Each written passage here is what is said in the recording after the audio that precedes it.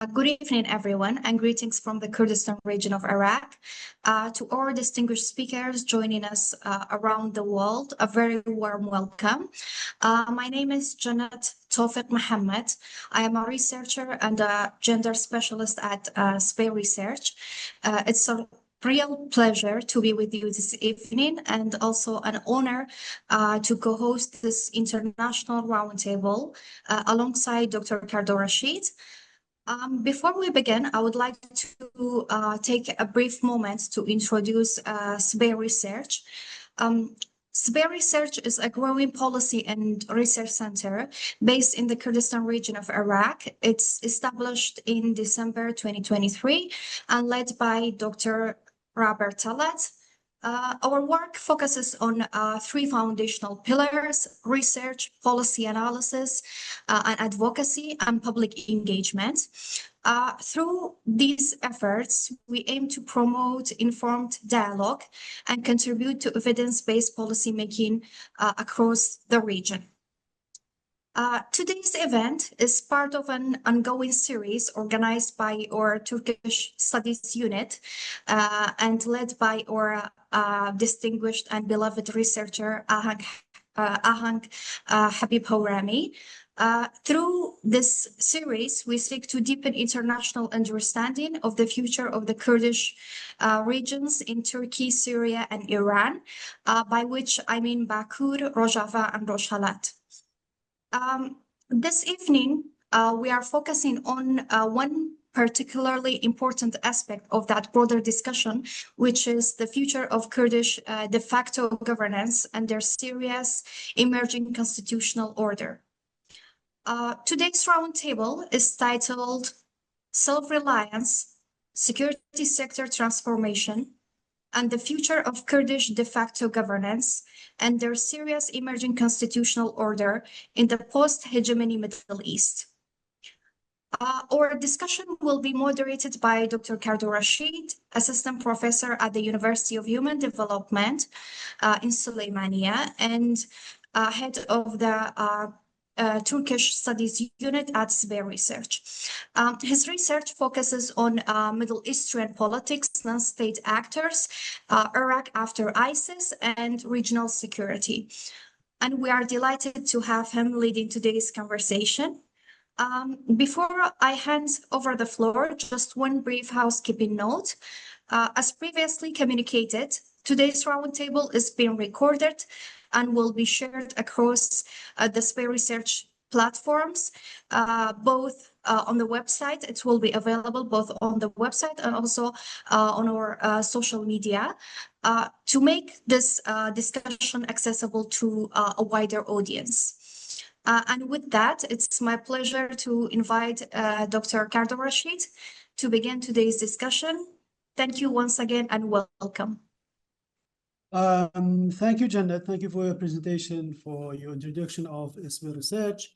And again, good evening and good evening to everyone.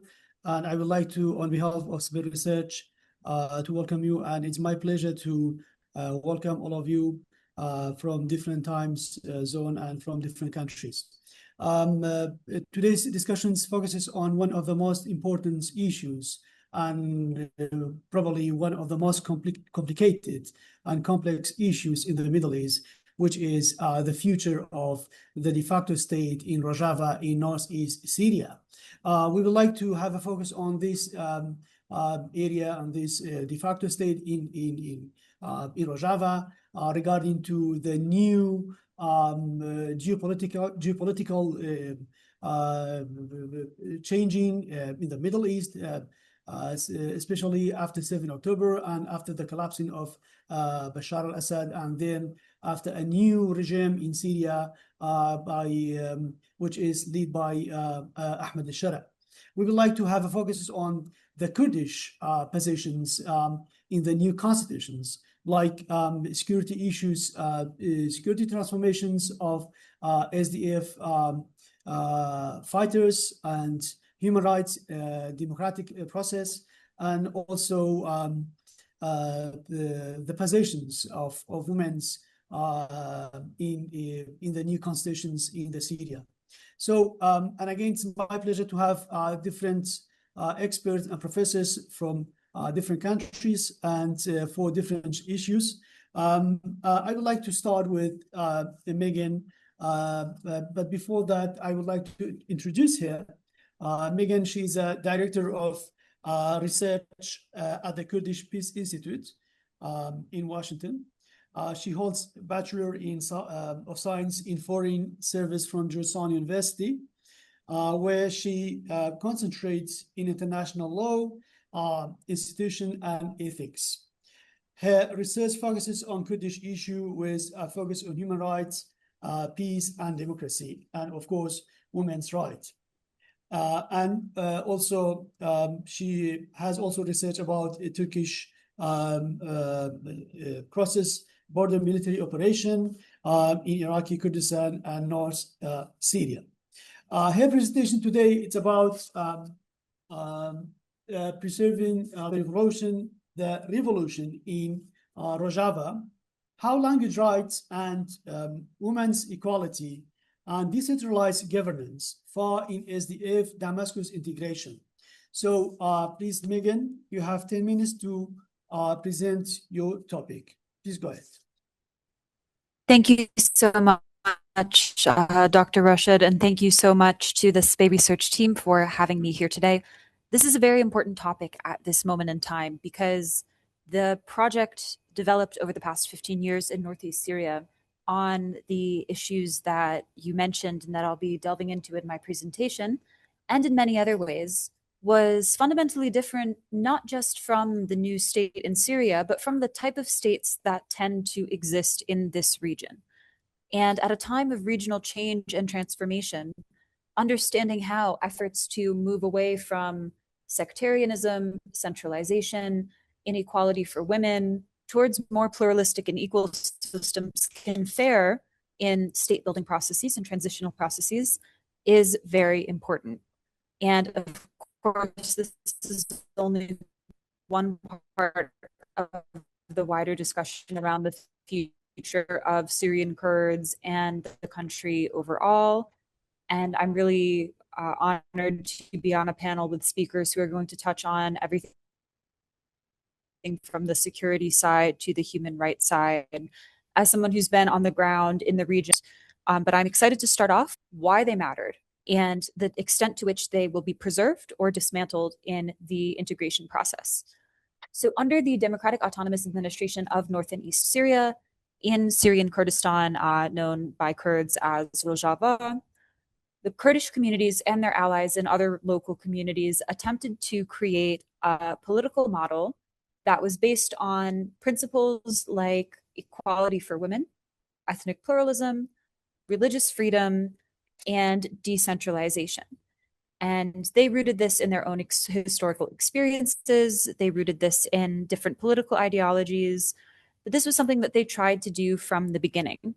In some of these areas, they were more serious, but it's safe to say that on all of these policy files, they had a more equitable vision for what society ought to be like than the current government in Syria. So when we look at how these policy files are being handled and how vast that political gap really is, which is important for parties trying to, and we can also identify areas, terms, and representation that are not just concerns for Kurds in the Northeast, but are concerns for the entire country, because we know that states that protect religious freedom, pluralism, women's equality tend to be more peaceful and more prosperous. So when we look at the integration and try to analyze the degree to which these, you can say, radical or revolutionary ideas are being preserved, we find that it's not actually something all that radical. It is the basis of how you build a free society. So I'm going to start with language rights. Under the Autonomous Administration of North and East Syria, there were 3 official languages: Kurdish, Arabic, and Aramaic or Syriac. And then the social contract also guaranteed a right to mother tongue education for all communities so that smaller minorities, linguistic minorities in the region could send their children to school in the language that they spoke at home if they wanted to as well. I personally saw efforts to revitalize the Armenian language, for example, among communities of Armenians that had been forcibly assimilated or had had to hide their identities after the genocide, and were now generations later reclaiming their identity. The Turkmen community was allowed to use the Turkish language. There was a real policy of linguistic pluralism. Now, under Damascus, according to the Syrian Constitutional Declaration, only Arabic is an official language. Kurdish has been given the status of national language by decree, but the meaning of a national language and the rights that such a status holds has not been determined. And no other language spoken by any Syrian community has been given any kind of status at all. In practice, we're seeing that the Kurdish language has been removed from public signage, leading to protests in the region of Hasaka. The Aramaic language has also been removed. There have been recent protests among the Syriac Assyrian community against the removal of their language as well. And the government is adamant that because Arabic is the sole official language, public administration, public symbolism, and all kinds of public business will only be done in Arabic going forward. And as we saw in Hasaka with the removal of the multilingual signs, this has already been a cause for protest and unrest, because one of the achievements of years of autonomy in Northeast Syria was a generation of young Kurdish people grew up studying their language in school, using it as their primary language in public life, and really facing no restrictions on the contexts in which they could use Kurdish. So having this ability to speak one's own language and to use it with full equal status in every area of life taken away, this is felt as a real form of discrimination. It makes it practically more difficult to live your life if you can't use the language you know best, and is a very symbolic attack on identity. So we can say that language rights are an area of concern because the legal and institutional structure that is being created during integration has threatened them.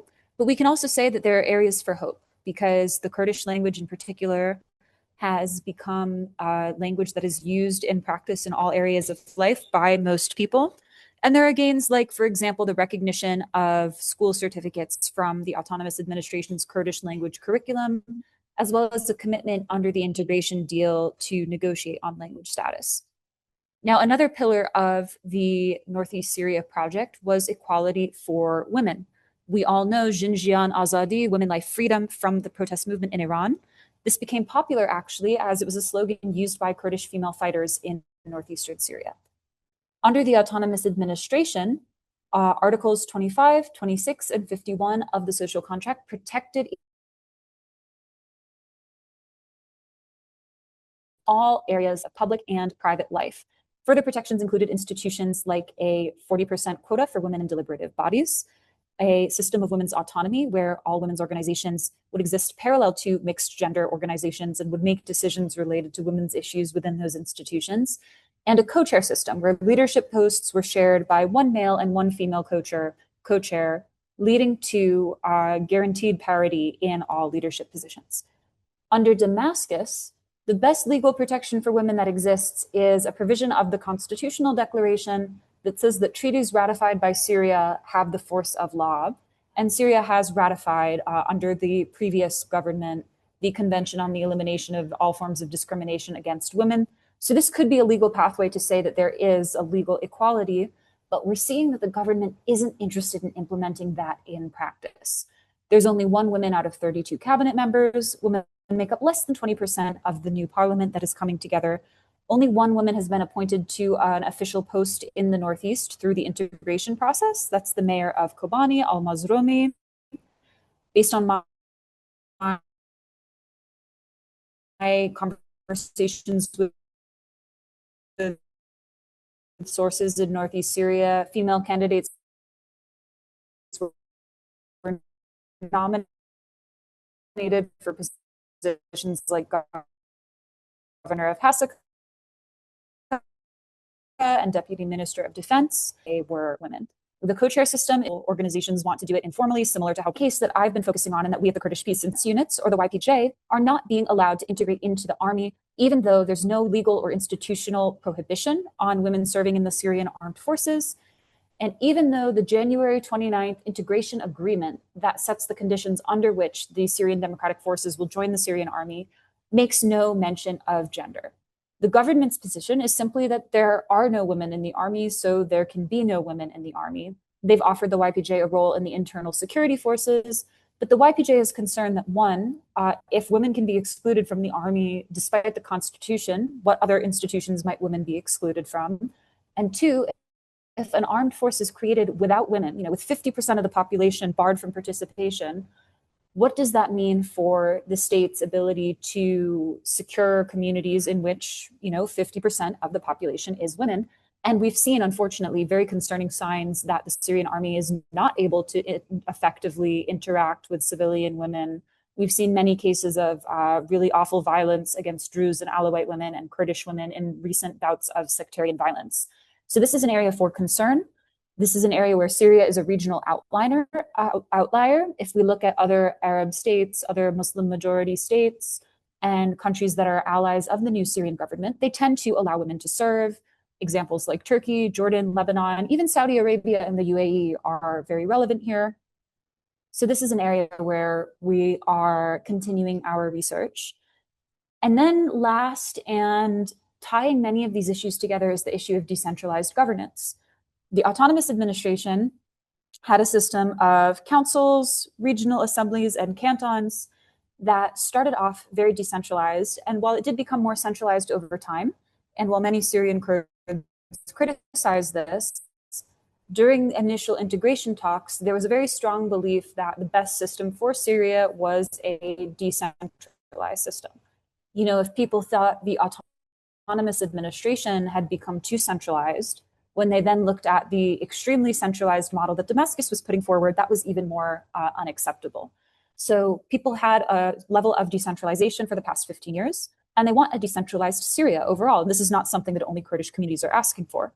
Damascus is putting forward a very centralized vision of the state. We can see that in their constitutional declaration, in the structure of the state institutions that have been put together, and in their not only rejection of models like devolution or federalism, but their conflation of these models with secession or the creation of a new state, even though that is obviously false. Those are very different things. Right now, on the ground in Northeast Syria, based on my conversations with local sources, institutions, local security, and local governance haven't yet changed much. It's still Kurdish internal security forces or Asayish manning checkpoints. The Kurdish municipalities are still operating. And the big political questions of how internal security will be structured, how local governance will be structured, the questions that aren't just matters of technical detail, what this group of people should do or what this institution ought to be, these have not yet been resolved.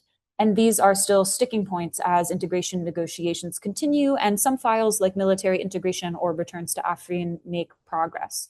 So exactly how security and international cooperation, because if Kurdish communities are given some level of power over their own internal security and their own local governance, that means that the rights of those communities will be more protected, that conditions will remain more similar to how they were before the government takeover, and that the international community critically will be able to maintain the security partnerships, the intelligence networks, all of those structures that it built together with the SDF in the years of the counter-ISIS campaign.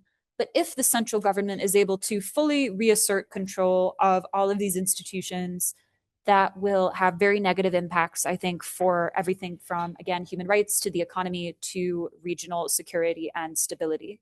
So with that, I want to thank you for the time and for the opportunity to speak about this topic. And I hope that that set the stage for this discussion on integration and the emerging order. Well, thank you very much, Megan, for your clarification and explanation for what's going on in Rojava. To be honest, I have some questions. Later, I will ask you these questions. But now I will go to our second guest, Kamaran. I will first introduce Kamaran before we give him time to present his topic. Kamaran Osman is a human rights defender and field research with community peacemaker teams, Iraqi Kurdistan CPT-IK, where he documents human rights violation civilian harm, and the impact of armed conflict on vulnerable communities across the Kurdistan region of Iraq. He represented CPT-IK when the organization received the 2024 Human Rights Tulip Award from the Dutch University of Foreign Affairs in recognition of its human rights work. Since January 2025, Kamaran has been actively documenting and reporting on alleged humanitarian law violation and abuses against civilians in Rojava, conducting field investigations, interviewing survivors, and advocating for international accountability through reports submitted to international organizations and policymakers. So the title of Kamaran's presentation is Humanitarian Justice Transitions in Rojava, Current Needs and Future Challenges. Please, Kamaran, you have 10 minutes. Thank you so much, Dr. Cardo, and thanks for Sbey Research Center for organizing this panel. In January, I was in Rojava. We documented a lot of human rights violations that we can talk about that for years. What has happened there, how the current Syrian government were violating the basic human rights of the people in Rojava. I'll talk about the situation, current situation in the area, because we have talked a lot about what has happened during that time. A big challenge and a big problem in Rojava currently is we don't have only one armed group. We have three types of armed groups that they are like conducting violence against civilians, and people are not feeling safe from them. One of them is the government military force, the Syrian government military force. The second one is the tribal groups, that they have weapons with them and they can do whatever they want. The third group that they emerged during January operations and aggressions was the unknown groups. There are some people that are just reorganizing themselves, they have weapons and they can do whatever they want. So people, they don't feel safe from them. This is a biggest challenge, I can say, in Rojava, according to the interviews and research that we have done in Rojava. Another problem and challenge we do have in Rojava now is the displacement. We have thousands of people have been displaced during January and even before that. A lot of people were displaced and it is a crisis. When we were there, Meghan also was in Rojava. We could see that how people were just put in the mosques, in the school, without having like the basic needs. People were just left there and there were not any support provided to these people. And still, there are a lot of people remaining in Qamishlo, Amuda, and the other areas. There is no any plan, the clear plan to take these people back to their area. Another problem that now we are dealing with, we are still in contact with the people who were survived from massacres. We as community peacemaker teams, we could verify and confirm 12 massacres that were conducted and happened during January aggressions. In that massacre, some people survived, and that people now they are living under the regime. They are living under the Syrian current government power. And these people, they are not feeling safe still. For example, last week, a committee from UN, they were in Rojava, they reached out to us to meet some of the survivors. We reached out to them. They said, we cannot meet anyone because our houses are observed and monitored. If any foreigner or someone suspicious coming to our house, then they will come to our house, they will debrief with us and they will not accept it, meeting any foreigners and anyone who's trying to investigate in these massacres. And also some people reported to us that even just for talking to media, without it was just reporting to a newspaper and the name of the survivors was published. One family paid $4,500 to unknown actors just to not be targeted. after the news was published, some people, some armed people, they went to their house. They said, we will arrest you. And they had to negotiate for $4,500 just to not be taken. So these armed groups are a big problem, and it has to be resolved there. A language issue, Meghan already talked about that. I don't want to talk more about that. But the problem is, like, we cannot talk about justice if we can, like, if we cannot talk about justice if the people who violated the human rights would not be punished. We have a lot of armed people. They did a lot of human rights violations, and there is no any investigation process for that. And they are the ones who are still having power in Rojava and in the areas that in the northeast of Syria that SDF had power, but the majority were not Kurdish people. So these armed groups, they still have power in that area. They can do whatever they want. So there is no any investigation process. And if you don't have investigation process, you cannot have a fair trial. And also, how people, like, one of the basic needs is rebuilding trust between the community and also the institutions that are established in the northeast. These people, they suffered from these armed groups. They faced a lot of violations and violence. How now they can feel safe to live under the same regime? So one of the very necessary things is rebuilding trust between people, community, and these institutions. And also another thing that's one of the needs for future, for a better Rojava or Syria in general, is compensation. We have a lot of people, they lost their house. Some people, they lost their houses 4 times. They went from Afrin, Tabqa, to Raqqa, to Hasaka, then to Qamishlo. They lost their house. Some people lost their money. They lost their beloved ones. So that all of these people has to be compensated. Then we can talk about humanitarian justice transition in Syria. And another big problem is still the northeast towns, villages. They don't have the same access for food, vegetables, and other things that the other Syrian towns and villages they do have. So this is another problem. We observed during the January operations that Kobane was under the besiege and Kobane was blockaded. So it's not the same situation, but we can feel it that still people, they don't have the same access that a Syrian citizen has it in Damascus. So yeah, all of these things are the challenges and the needs, and we cannot talk about humanitarian justice transition if the perpetrators of all of these human rights violations would not be in a court, in a fair trial, and if an investigation would not happen.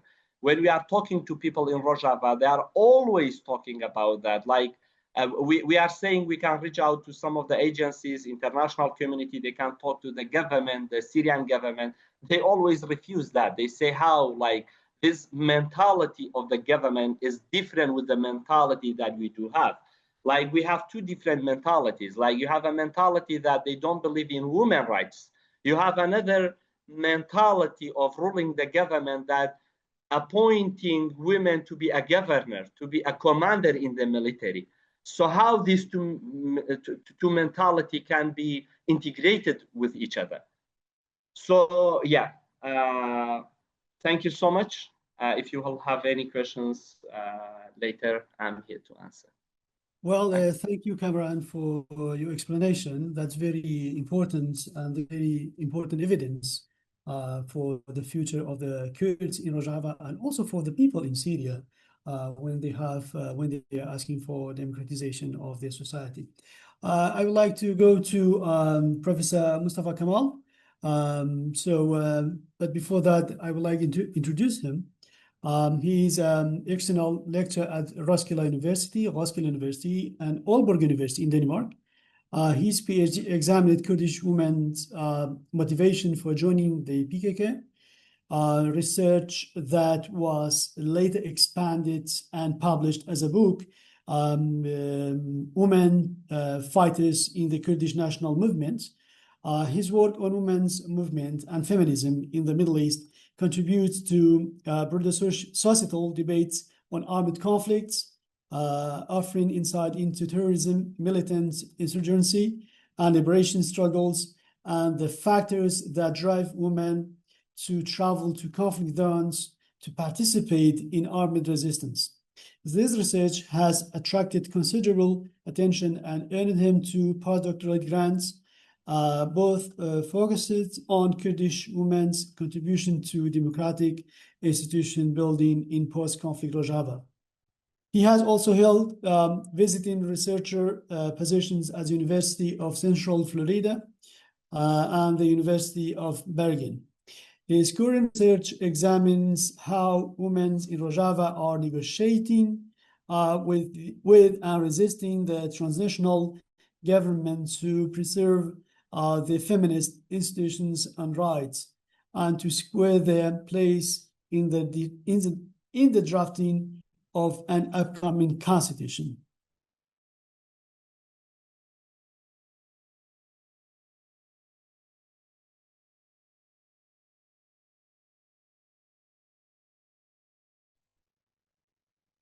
Post-conflict Syria. Professor, you have 10 minutes, please. Thank you, Ricardo. Thank you for having me. And I'm not professor, I'm just an external lecturer at the university. I'm just Of course, going to mention that. the very near future you will be professor. Thank you very much. I'm going to read my presentation, so it's going to a little bit quickly. Thank you. On January 30, 26, the Kurdish self-administration in northeastern Syria signed an integration agreement with Syria's new transnational government.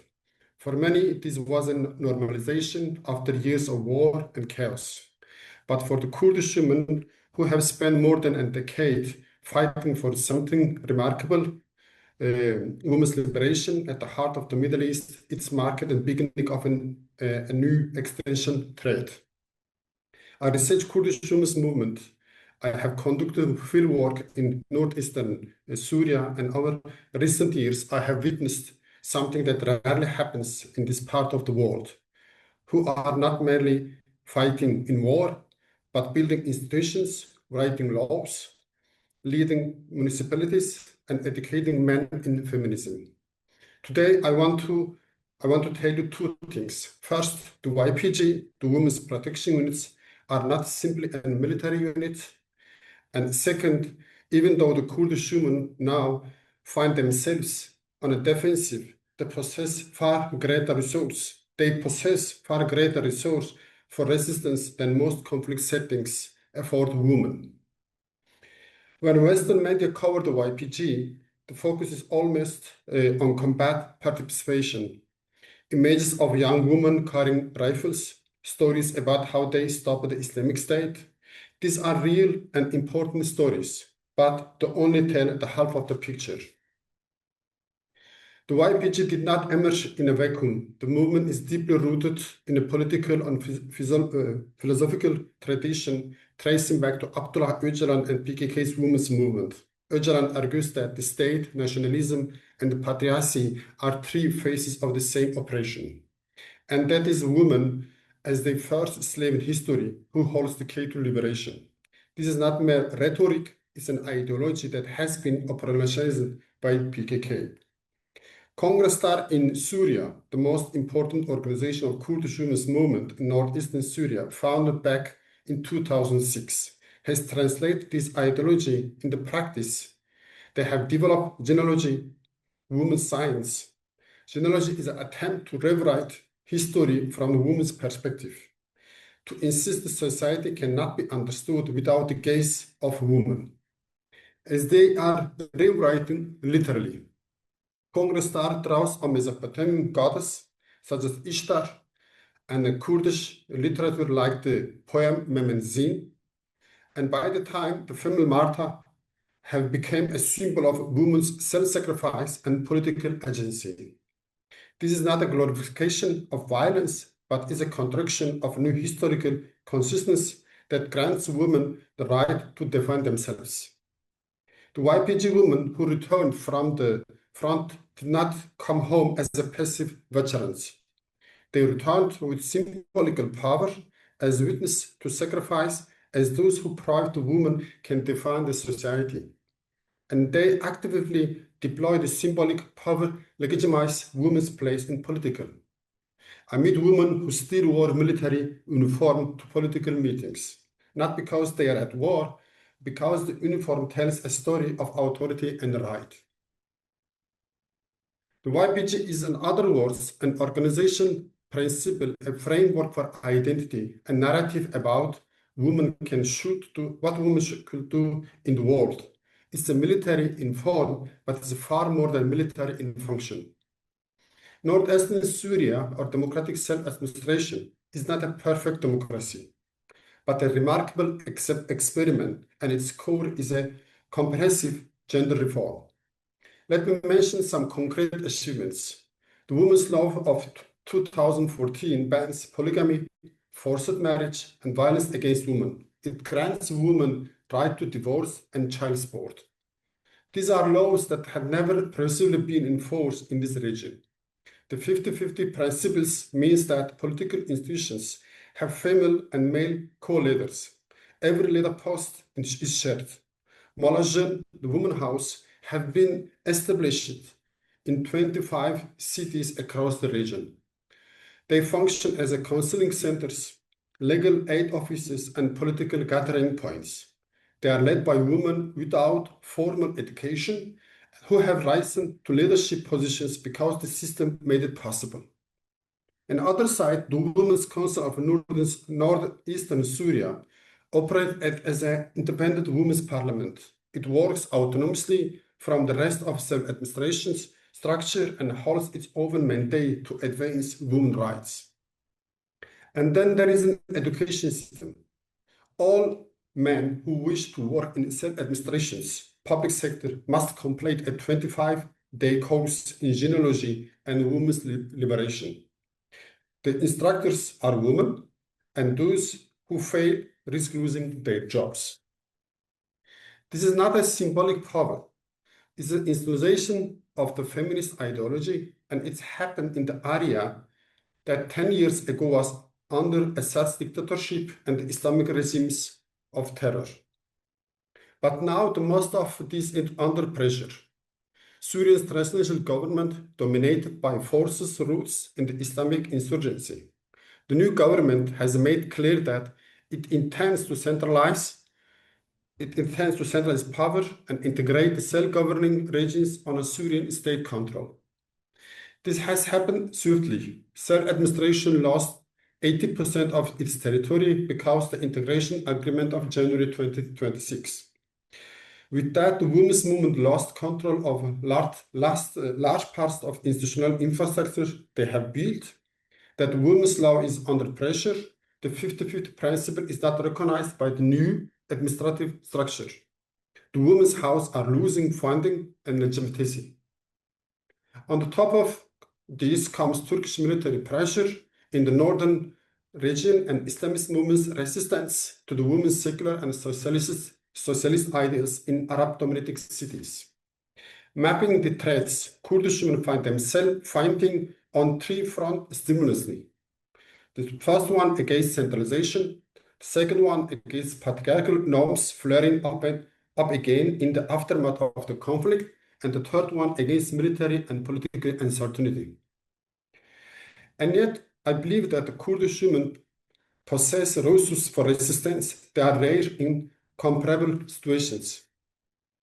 For the first 3 generations carry the movement. The first generation is mothers who have been entered the armed struggles from 1980s onwards. The second generation is YPG women, the frontline fighters. The third generation is young women who have grown up with the movement's ideology as their normality and who now sit in administration and teach Kurdish and run women's programs on Jin TV. The generational structure is crucial. The movement's knowledge is not locked in the memory as a single center. It's distributed across the generation and thousands of the movements. The second one, the institutions are legally embedded. The women's law exists. It is written down. As one of my informants put in, you can ignore a law, but you cannot unwrite it. The struggle to preserve that law is harder for a transnational government to win than to erase an oral tradition. The third one is Kurdistan is deliberately chosen as pragmatic organizational forms. In Arab-dominated area, they do not operate on a Kurdistan name, but as Zenobia Women Council, named after the historical Syrian Arab queen. This shows that the woman can adapt a local culture and discursive context. It speaks different languages and research women who will never identify with the Kurdish project. The fourth one, the movement commands international attention. The YPG women are global icons. The Rojava experiment has been studied by feminists, activists, and academics worldwide. This generates political capital in international forums on which Syria's transnational government depends for funding and legitimacy. And finally, the women know the price of inaction. As Pervin from the Women's Council in Commission told me, other revolution has failed because women did not secure their gains while the struggles was still ongoing.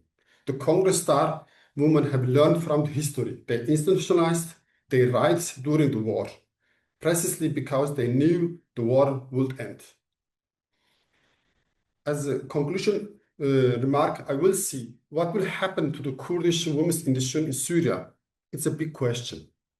What we don't know yet, but we know that the outcome is not predetermined.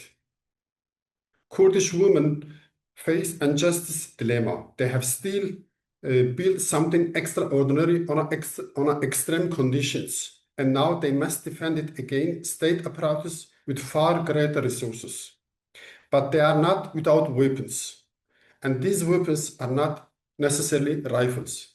They are organizations, laws, educations, narratives, and 3 generations of women who have learned that freedom is not given, it is taken. I will close with an image that has stayed with me. One of the women in Congress Star, Fatma of Turkmen origin and proud mother of an YPG fighter, told me that before everything we did was shameful. We were always told, don't go out. You don't understand anything. Stay home. Know your places as women. But now we women in Congress Star have done away with that shame. Now we have rights. The sentence is not nostalgic, but it's a program. It's a program which is now under attack and which these women will defend. Thank you. Well, thank you very much, Mustafa Kamal, for your kind presentation. Of course, we have questions. Later, I will come back to you with all my questions. And I will go to our last guest, Merve Fırat. And before that, I will introduce her. Merve, she is doing her PhD in political science at the Middle East Technical University. And she is currently pursuing her doctoral research in France. Her research interests include political theory, forced displacements and exiled, statelessness, citizenship, human rights, and Kurdish politics. Her recent work explores the experience of stateless Syrian Kurds in Rojava and examines how these experiences challenge conventional understanding of human rights and state-centric conceptions of citizenship. The title of Merve Fırat presentation is Statelessness in Rojava, Reassessing Human Rights through the Kurdish Statelessness Experience. Please, Merve, you have 10 minutes. Hello, first of all, thank you very much for organizing this roundtable and for bringing us together to discuss the future of Kurds and all people in Syria. As you mentioned, today my talk will be about the statelessness in Rojava in Syria. When we speak about statelessness, we often describe it as a legal problem. But the Kurdish experience in Syria suggests something much deeper. Statelessness is not simply the absence of a nationality. It's a political process through belonging, rights, and citizenship are to make and mention to the three arguments. First, I will briefly explain how statelessness was historically produced in Syria. Second, I will argue that it should be understood not only as a legal condition, but as a form of political exclusion, drawing on Hannah Arendt's concept of rightlessness and her criticism of human rights. Finally, I will reflect on what the current transition in Syria may mean for restructuring citizenship and political membership. Let me begin with the historical background. In October 1962, the Syrian government carried out an exceptional census in Hasakeh Governorate, officially to identify so-called foreign infiltrators. Residents were required to prove continuous residence in Syria since 1945.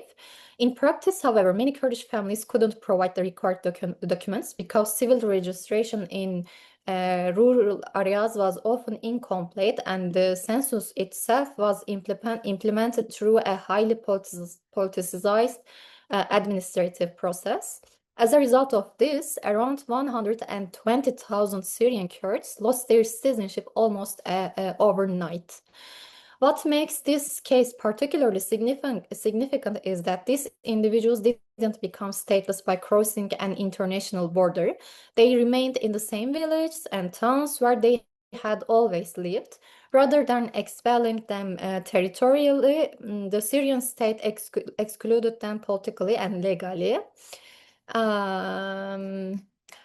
The census also created different degrees of legal exclusion. Some Kurds became ejenib, officially registered as foreigners. Others became maktumin, literally the unregistered, it means, who were not recognized by the state at all. This distinction is important because it shows that statelessness was never a single legal category.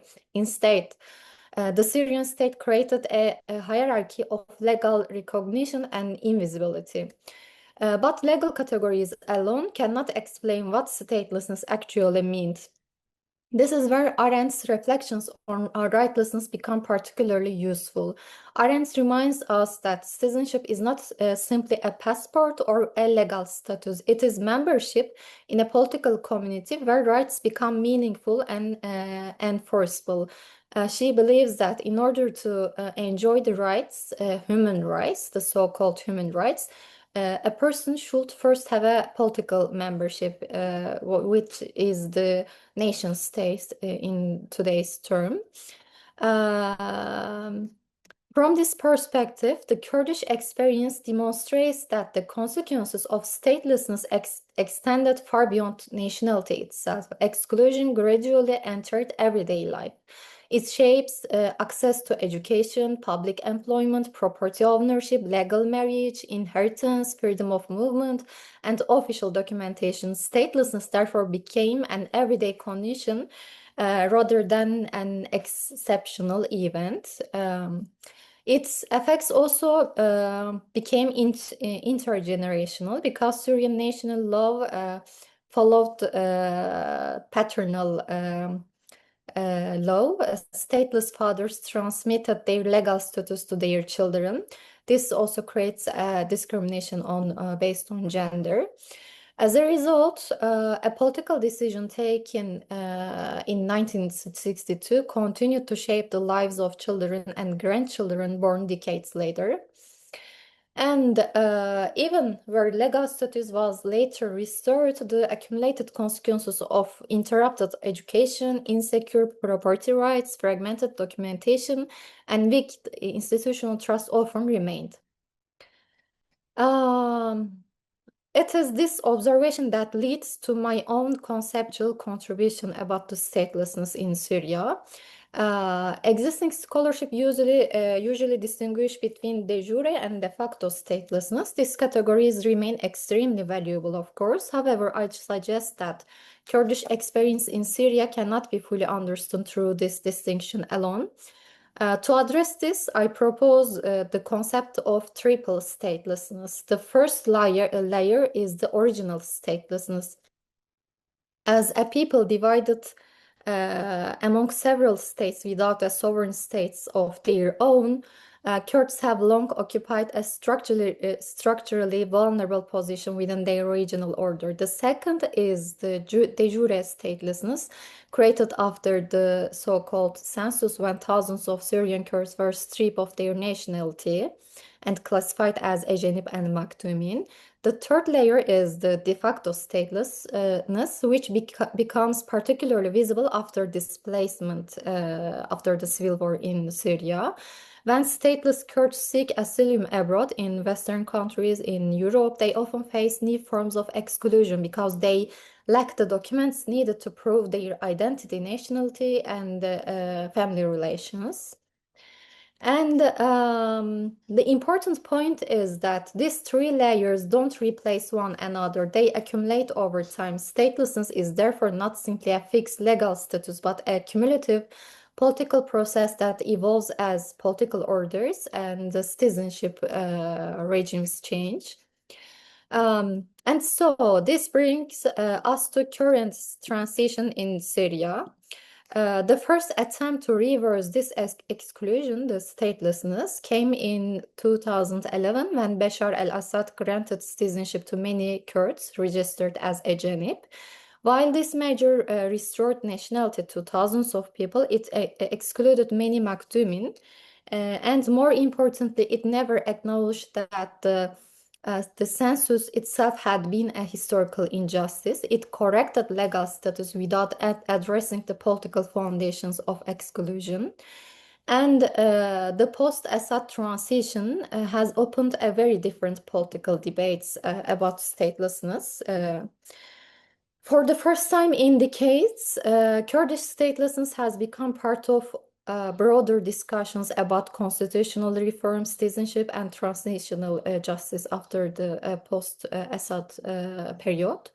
Yet these debates continue under conditions of considerable uncertainty. Negotiations between Damascus and Kurdish political actors remain unresolved, while security challenges persist across parts of northern Syria, the Rojava. Within this context, the transitional authorities issued presidential decree No. In this January. The decree represents the most ambitious attempt in Syria's modern history to address the legacy of 62 census.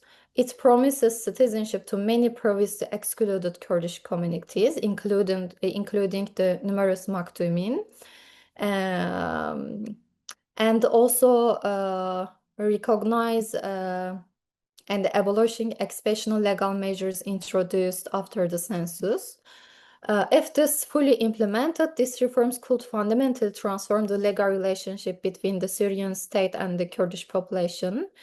Yet, an important question remains here. Are these authorities granting citizenship, or are they restoring a citizenship that should never have been taken away? I believe this distinction is not merely semantic. Granting citizenship presents nationality as an act of state discretion. Restoring citizenship, by contrast, recognizes that a historical injustice occurred and that repairing it requires more than a legal reform. It also requires acknowledgement, institutional accountability, and transitional justice. And let me conclude with three brief observations. First, the Kurdish experience encourages us to rethink statelessness not as a fixed legal condition, but as a cumulative political process, and to rethink about human rights. Second, following Arendt, it reminds us that the loss of citizenship, ultimately the loss of meaningful political membership, and In this way, also the loss of human rights. Statelessness transforms everyday life because it reshapes the conditions under which rights can actually be exercised. And finally, the Syrian transition offers an important opportunity, but also an important test. The central question is not simply whether citizenship will be restored. It is whether Syria can build a political order capable of confronting the legacy of exclusion and creating an inclusive conception of citizenship. Here I can conclude my talk. I hope that the concept of triple statelessness can contribute to that broader discussion. And I want to thank you all. Thank you for this organization. Well, thank you very much. Thank you for your kind presentation. Very informative and very interesting topic. And now we will start a new round, or the first round of the questions. I would like to start with my questions to Meghan. Please, Meghan, if you can hear me, I would like to ask you, how do you see the future of the female fighters of that integration that will happen right now and, of course, in the future? Thank you so much. That's a very relevant question. Right now, YPJ Commander-in-Chief Rohilat Afrin recently joined us at the Kurdish Peace Institute on a webinar and said that their position is still that they would like to integrate into the 4 brigades established for former members of the SDF within the new Syrian army, and that they will continue to pursue negotiations with Damascus and with foreign countries involved in integration negotiations in order to make this happen.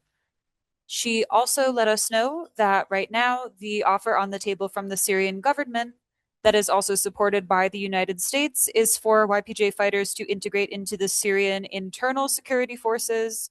Now, it is possible for an internal security role that fits the training and expertise that the YPJ have to be designed, particularly as it is Syria's internal security apparatus that has been handling tasks like counter ISIS and other counterterrorism tasks. Yet there are also real fears that if they are confined to a role within the Interior Ministry, that this could be used to reduce the scope and scale of the work that they are doing in the future and otherwise marginalize them. So I expect that whatever deal they are offered now, even if they're not allowed to integrate into the army at the current moment, they will continue their advocacy for the integration of women into the armed forces. And I also expect that they will continue to reach out to policymakers, experts, and other people with relevant knowledge on women's integration into national armed forces to come up with legal frameworks and institutional frameworks and precedents that could be used to set up a relevant structure for women's participation in the armed forces in Syria. This is an area of research that we're going to be following up, as well as we believe that ensuring the participation of the YPJ is very important for Kurdish inclusion, for the safety and security of women, and for regional security concerns as well, given the expertise that we know the YPJ have in countering ISIS and other globally threatening terrorist groups. Great. Do you think there is a kind of disagreement among SDF's leaders like Abdi and Afrin Rojhalat and the others regarding to the integration or integrations process when it comes to the female fighters? I think that they're all on the same page. And one thing that's remarkable in Northeast Syria is that you have many male champions of women's inclusion in the armed forces, in governance, and in all areas of life. I think that the real problem is that the Syrian government comes from a cultural and ideological tradition that rejects not just women's participation in armed forces, but women's participation in many areas of public life altogether. So I would say that it's been clear that the SDF leadership is on the same page there. They want the YPJ to be able to integrate. And the real problem that they're dealing with is this intolerance of refusal to accept the idea of equality between women and men on the part of the government. Mm-hmm. Well, that's very interesting regarding to the female fighters. I would like to ask Kamaran regarding to the humanitarian justice. What do you think will happen in case of if humanitarian justice will not take place in Syria? How do you see, or what could be the consequences? Actually, there are a lot of armed groups, as I said, in Syria. I'm sure this conflict will continue at least for 2 more decades. So the humanitarian justice transition has to happen. There is no way that in Syria they can continue in the same way that they do right now. And also, I think Turkey is playing a role in that this transition is not happening. They are operating in the border. What could be the role of the Turkey in that process? Turkey has influence on the government, and they have their own requirements on the government. When we were in Damascus Rojava, government. On the Damascus government, when we were there, like we could observe that Turkey is even controlling the border and monitoring the border, who's entering and who's exiting from the border. So Turkey has a lot of influence on the Damascus government. I'm sure they have a role in that to not make any good agreement in the interest of the Kurdish people and Rojava administration happen.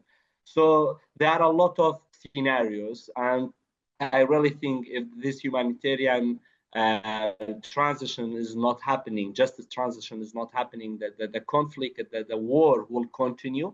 And it would not be only between the Rojava administration and also the Damascus government. It would be between these two groups and other groups as well.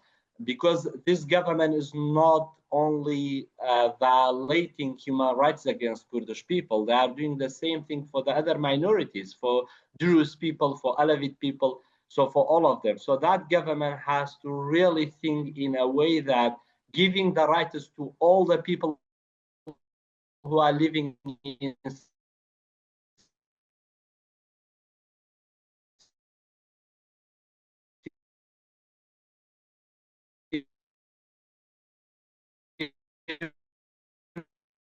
Syria.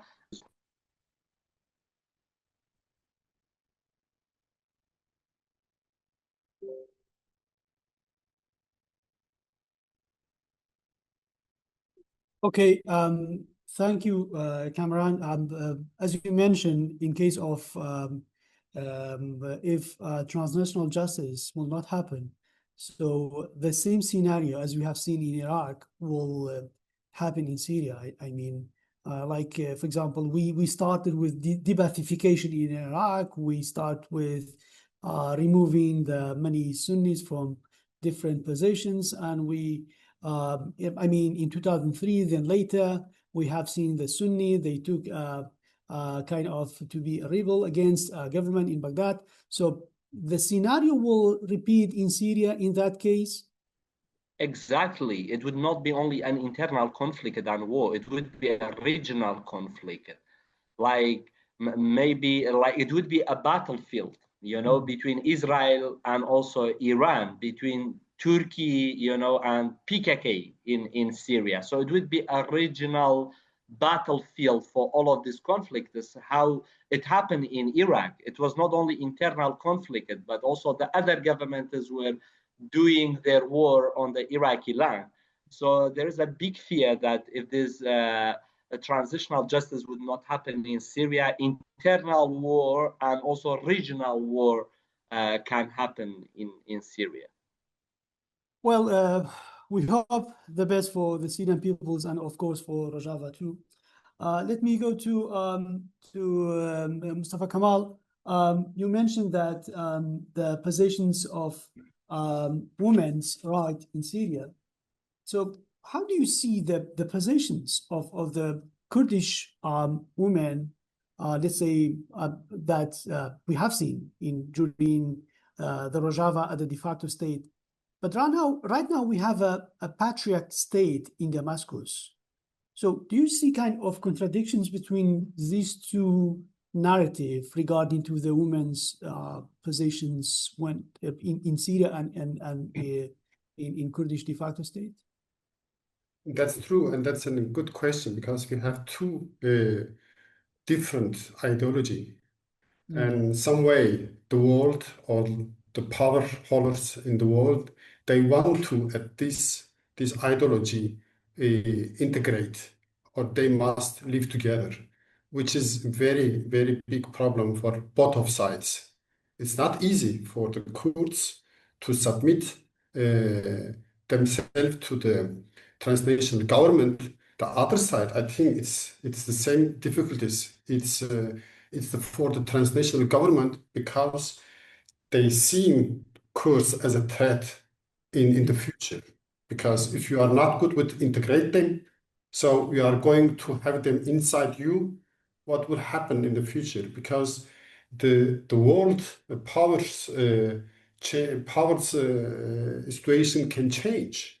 Now we are seeing, and a lot of countries is supporting the transnational government, but we don't know what will happen in 5 years, in 10 years, and how long they will support Ahmed al-Shara and his government.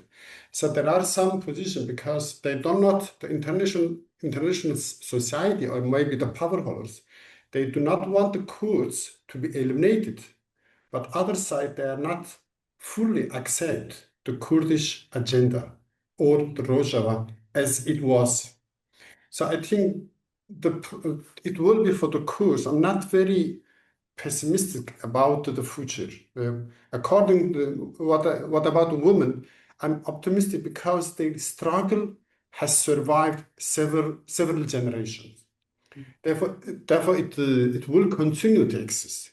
But they must now find other ways to fight. A new struggle for democracy. They must draw other tools, not necessarily weapons, but women's rights within the Syria. Syria now is now left to itself. Therefore, people in Syria can focus on their own challenges. For example, forced marriage, violence against women, child marriage, polygamy. These ideas that were at the core of the Kurdish struggle were not understood much because the Kurds were always associated with terrorism. Or another side, people now are very concerned about everyday challenges rather than ideology. It also should be emphasized that the Kurdish and their project was never understood in non-Kurdish dominant areas. Kurdish were associated with the Western forces, infidel forces, and they have been seen as an instruments for the proxy war. But now they are a part of the Syria, and they are the only forces they have some kind of experiment with democracy. I think that's the Syrian transnational government is afraid of because Kurds are the only forces which have this kind of democracy. Therefore, they will be inevitable because of the important for the other women and minorities who want to improve their conditions. So their struggle, women's struggle, will not be easy, but they will gain a lot of experience. And the ongoing Kurdish struggles in other parts of Kurdistan will inspire their struggles. In Turkey, they can gathering a lot of experience from Turkey from negotiations process. Another side, what happens in Iran now, the fight in Iran, Kurdish fight in Iran, is still an inspiration for them. So it looks like you are very kind of optimistic regarding to the future of the women's rights. I'm optimistic because Kurds has now in the first time in the future, they have some institutions. All right. And then survive generation. If the ideology survive generation from generation to generation, yes, it's going to keep longer. That's what's the most important. And another thing, Kurds always survives. You know, we find a way to survive. We find that's a way part of to struggle. history, of course. Yes. No, something happens. But I think. What was the miracle? It was, and Rojava exists in almost 15 years. Yes. What happens now is a true life, because world and the society, power holders in the world, they don't want to accept the Kurds, and they now force Kurds to live with a regime. Not only have problem with Kurds women, it's a regime has problem with women, because Assad al-Shara, he wants to build a new society, one nation, one state, one army, and one gender. He wants only one gender, men. So it's not about Kurdish women, it's about all women. So, but Kurdish woman has an agenda. Is Kurdish women can organize the other women in the Syria, not only in Rojava. So they will not be eliminated. Thank you. Well, thank you, Mustafa Kamal, for your clarification. And I'm going to ask Merve. Merve Fırat, so according to your presentation, I would like to say, in past, we were in Ba'athist Arab nationalist discrimination regarding to the Kurds in Rojava, in northeast Syria. So now we have moved from that discrimination to jihadist Arab ethnic discrimination. So what is the reason for denying of citizenship for the Kurds?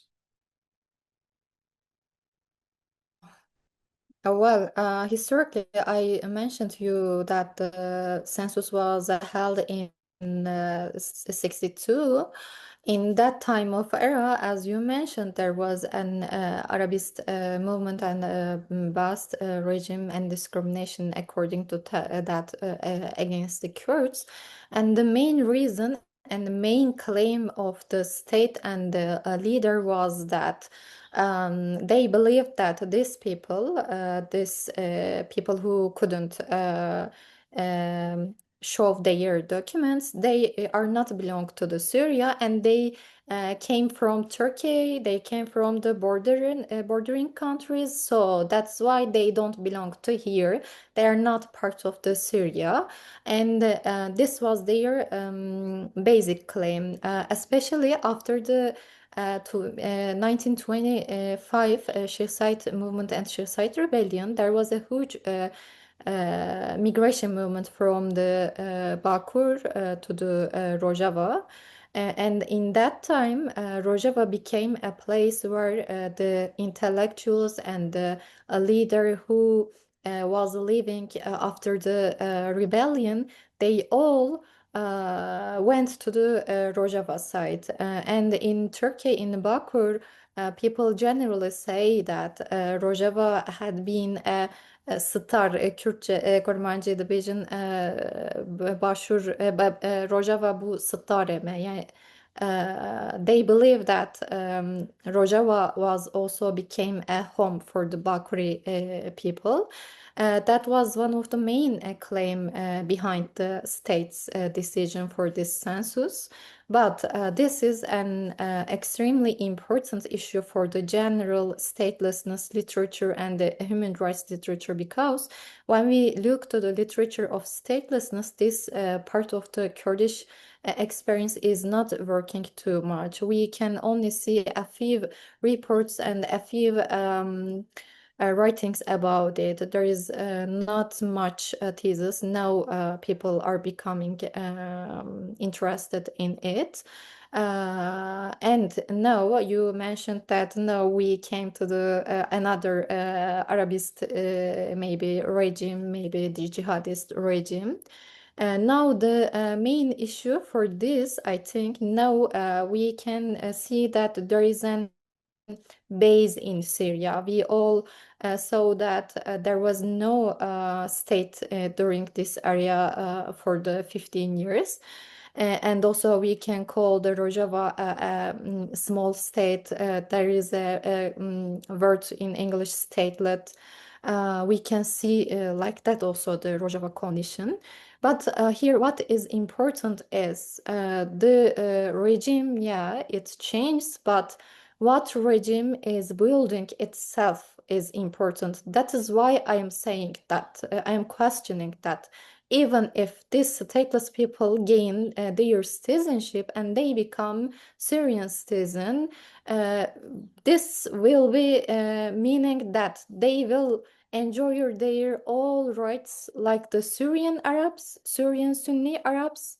This is our question, and this is actually what will show us that is there an difference between the Baas and the Assad regime and the now Ahmed Shara's regime.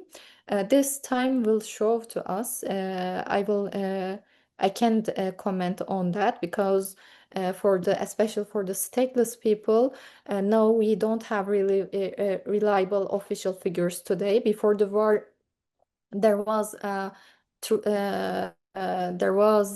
300,000 people, stateless Kurd, they were estimated to be living in Syria.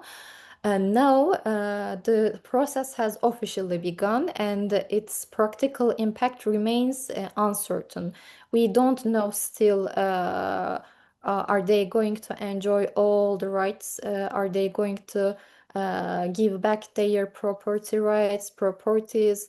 This all remains uncertain still. And as I said, the time will show us even these people can gain the citizenship. Does this will be mean that they can enjoy all the rights like the Syrian Arabs or the majority of the people? And maybe I can put a final comment for this question also from a theoretical perspective. As I mentioned to you, I use the Hannah Arendt's theoretical conception for this work. When she talks about that, she says that, yeah, when people are out of citizenship and they are out of political membership, this means that they are also out of human rights. But this doesn't mean that citizenship is the only solution for holding human rights. This is just a step. We can comment like this also from a theoretical perspective. Yeah, this could be my answer. Well, thank you very much, Dr. Merve, Dr. Kamal, for explanation, and Meghan and Kamaran for your very interesting and very informative presentation. I really enjoyed it. It was very good presentation for the most important issue in the Middle East, which is the Kurds de facto state in Rojava. So I would like to say thank you very much. And if you have any questions, so please let us know. If not, so I will go back to Jannat for closing remark. Yes, Jannat, please. Thank you so much, Dr. Cardo. Just one note, Mr. Kamaran had to leave the roundtable because his electricity went off. So that's why he's not here. As we come to the end of today's roundtable, I would like to extend my sincere thanks to all of our speakers for sharing their valuable insights and expertise. We will be sharing the full recording of today's roundtable along with a blog post highlighting the key takeaways in the coming days. So please keep an eye on your inbox. On behalf of the Sbey Research Center, thank you once again and for being with us today. We truly appreciate your time and participation. We wish you a pleasant evening or a wonderful rest of your day wherever you are joining us from. Thank you and good night from the Kurdistan region of Iraq.